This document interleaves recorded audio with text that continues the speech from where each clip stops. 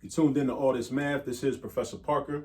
And for today's lesson, we're going to be doing some work with graphing linear equations. And also some work with perpendicular lines and how they relate to other linear equations. So let's take a look at what we have behind us. We're going to do two things. Number one, we're going to graph the equation of x minus y equals 5. We're going to graph that first, right? And then after we do that, looking at number two, we're going to graph the line perpendicular. See this upside down capital T? That's the perpendicular symbol. So it saves us space. So we don't got to write out the whole word perpendicular. Now, what does perpendicular mean? That means that when one line intersects another line, they form like a L, or form a 90-degree angle. That's what perpendicular means. So think about like a street corner where two streets cross each other and one is going vertical and the other is going horizontal. That's a perpendicular. Those are perpendicular lines. Those lines form a 90-degree angle with each other, right? And that upside down T is the symbol for perpendicularity, or to represent two lines that are perpendicular. So we're going to graph the line perpendicular to the line in number one, and that also passes through this point on the graph. So at the end of the day, we're going to have two lines drawn on one coordinate plane or on one graph. All right, so first, we got to talk about how are we going to graph this. Now, the way we graph it is based on how this equation is set up. So I got x minus y equals 5. So that is in what we call standard form. Standard form is when you got the x and the y on the left side of the equal sign and a constant on the right side. 5 is a constant. All plain numbers with no variables attached to them, those are called constants. So what you could do, you could flip it and turn it into slope-intercept form and then graph it that way, but I don't want to do that.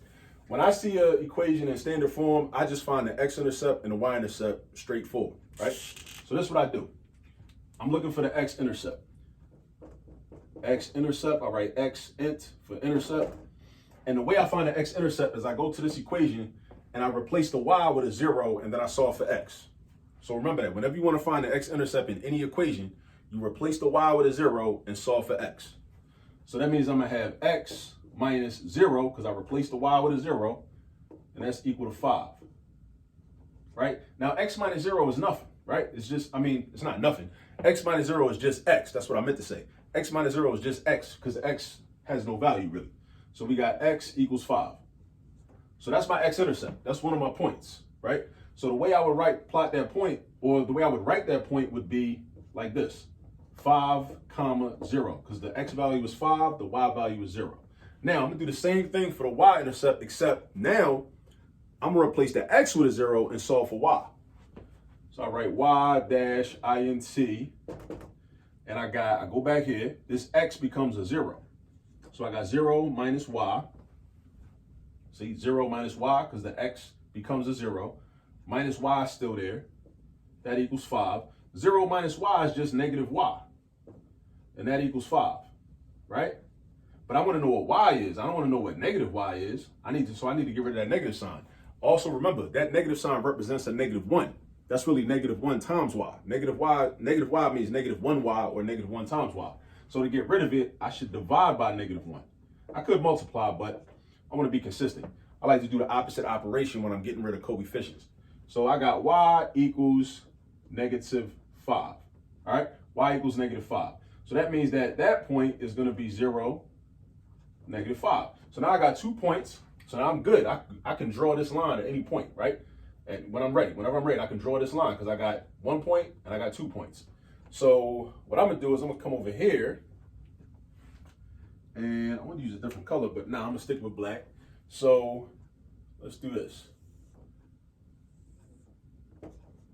Y-axis. X-axis. Y-axis is vertical. X-axis, horizontal. Draw some spaces. Try to make them as evenly spaced out as possible.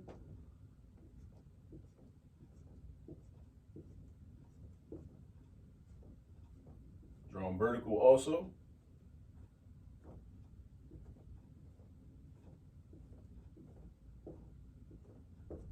All right, now we're going to plot these 2 points. We're going to plot 5, 0. So how do I plot 5, 0? I start at the origin right there. And the 5 is the x value, because with coordinates, the first number represents x, the second number represents y. You can remember that by just thinking the coordinates follow alphabetical order. X comes before y in the English alphabet. So x is first, y is second. So that means I'm gonna slide to the right 5 spaces. 1, 2, 3, 4, 5. And then I'm gonna go up 0 spaces, right? So I don't go up at all. Because remember, it's the x-intercept. Another reason that's called the x-intercept is because that's a point on the x-axis. That's where the line crosses the x-axis. So therefore, the point would have to be on the x-axis, right? Then I gotta draw this point, 0, -5.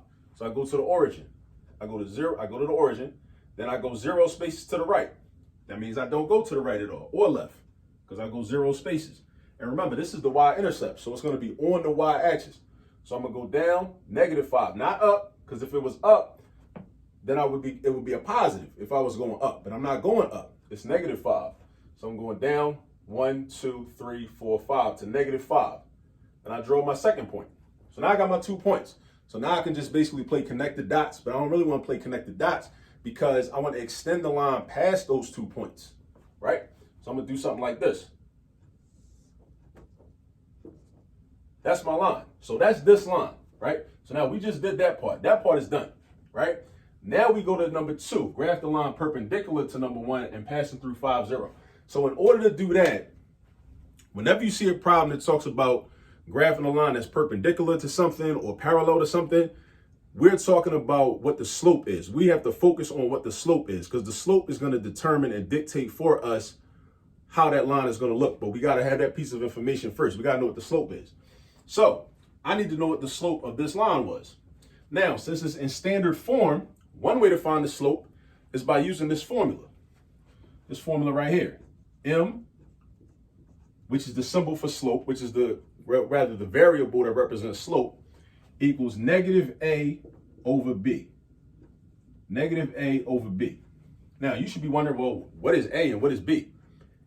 And I'm going to tell you, when the equation is in standard form like this one is, a is the coefficient of your x term. B is the coefficient of your y term, right? And when I say coefficient, I mean the number that's attached to the variable. Now, you might look here and say, well, it ain't no number next to x, right? But whenever there's no number written, that means there's an invisible 1. There's an invisible 1. So that means that in this situation, a is +1. But in the formula, we got a -a. So that means you put the negative sign and you put the 1 because a is actually 1. But the formula has a negative sign in it. That means you got to put a negative sign next to the 1. Then you say, okay, well, what's b? B is the coefficient of y. That minus sign means that y has a coefficient of -1. -1y is the term if you wrote it out, in a more expanded way, right? So the coefficient of y is -1. So that means b is -1. So you do this. You got -1 over -1. Then you want to simplify that. Anytime you divide a number by itself, the quotient is 1. So that means that the slope of this line is 1. Now, if you want to graph a line that's perpendicular to a certain line, then what you have to do is take the slope of that original line, in this case 1, and you got to do 2 things to it. You got to find the negative reciprocal. So you got to do 2 things to it. You got to flip it and change the sign. When I say flip it, I mean take the reciprocal of it.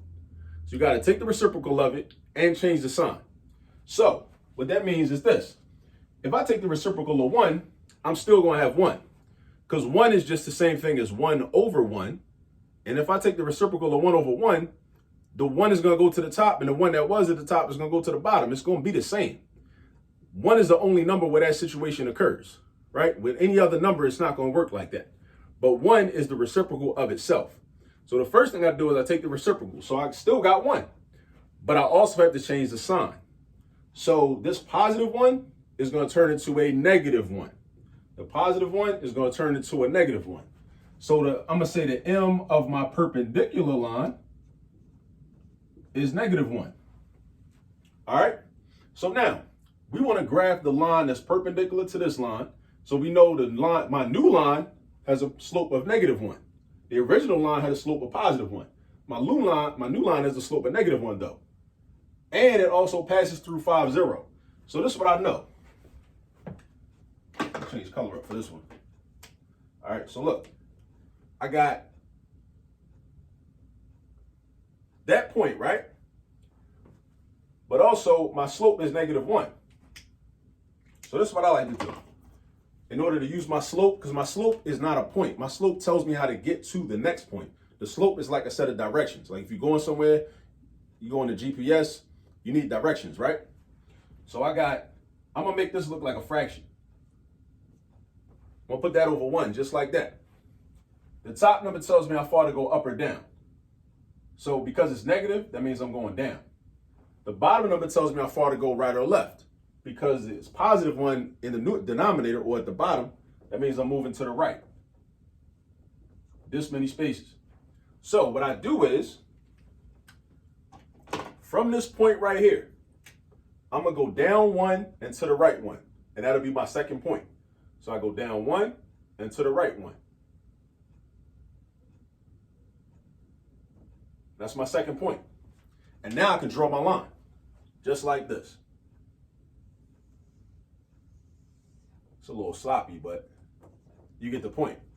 So now what we have is, we have the perpendicular line. We have a line that's perpendicular to the original line. That's the original line, and that's the line that's perpendicular to it that also passes through the point 5, 0. I know it seems like it was a lot of work to get to that, but once you do a lot of these problems, the steps will start to run together and you'll start to develop what we call a muscle memory, right? So this was in standard form. So we found the x-intercept and the y-intercept. Plotted those 2 points right there and drew the line, right? But then we also had to figure out, well, if I want to draw a line perpendicular to that, then I need to know what the slope of the original line was. And then I need to figure out what the slope of the new line is going to be, right? So when I figure out the slope of the new line, it's just a negative reciprocal of the original line, which in this case was -1. And then we already were told that the second line goes through this point, 5, 0. So we draw that point right there, and then we use the slope to find another point. And then we just draw a new line. And that's about it. So I know it seems like a lot, but it's a step-by-step process that whenever you see a question like this that involves perpendicular lines, drawing a perpendicular line or drawing a parallel line, it's all about the slope. So you gotta know how to find the slope and use the slope to draw a new line. And also you gotta know how to graph lines when they're in standard form or if they were in slope-intercept form. All right. So if you're not subscribed to the YouTube channel, please make sure you subscribe to the channel. Also follow us on Instagram at allthismath. We're gonna have content on the Instagram page as well. Actually, we already have some content on the page. We'll be having more as time moves forward. And I hope you learned something. Also share this video with as many people as you know that might be also in an algebra class or just, studying this topic right now. And until next time, remember, there's all this math all around you. Peace.